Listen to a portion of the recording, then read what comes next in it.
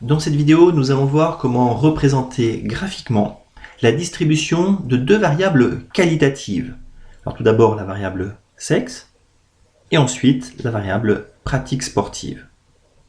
Pour l'une et l'autre de ces variables, nous allons avoir le choix entre deux types de représentation graphique.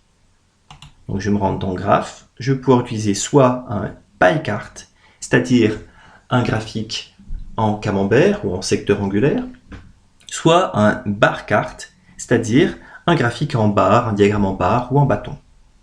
Je vais prendre par exemple le pie chart et je vais ajouter une variable de catégorie. Je récupère la variable sexe et avec ce bouton, je vais l'ajouter ici.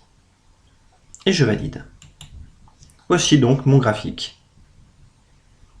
Remarquez que ce graphique apparaît dans l'onglet Graph 1.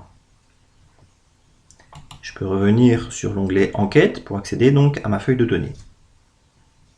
Maintenant, j'aimerais pouvoir représenter graphiquement la distribution de la variable pratique sportive. Alors je vous ai dit tout à l'heure, cette variable, c'est une variable qualitative. Alors ça peut paraître surprenant, puisque nous avons des valeurs numériques 0, 1, 2. Mais en fait, ce sont des catégories.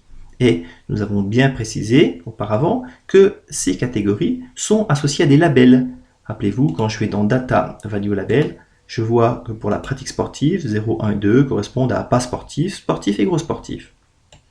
Comment faire donc pour représenter graphiquement cette variable, sa distribution?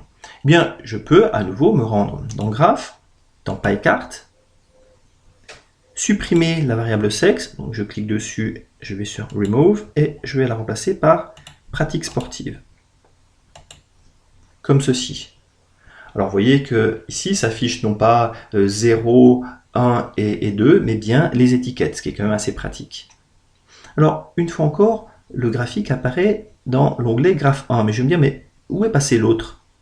Eh bien, pour le trouver, je dois me rendre sur la feuille qui s'appelle pour l'instant untitled.syo.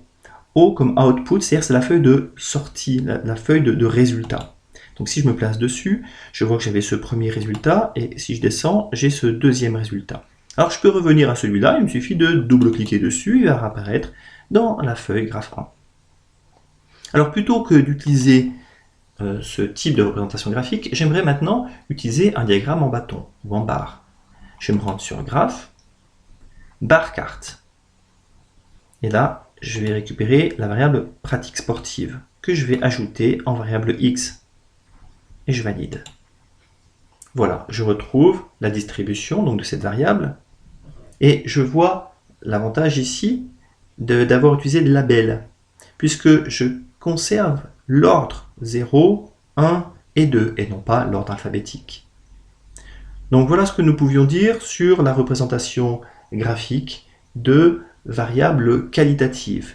Nous pouvions utiliser donc soit un diagramme en camembert, soit un diagramme en barre.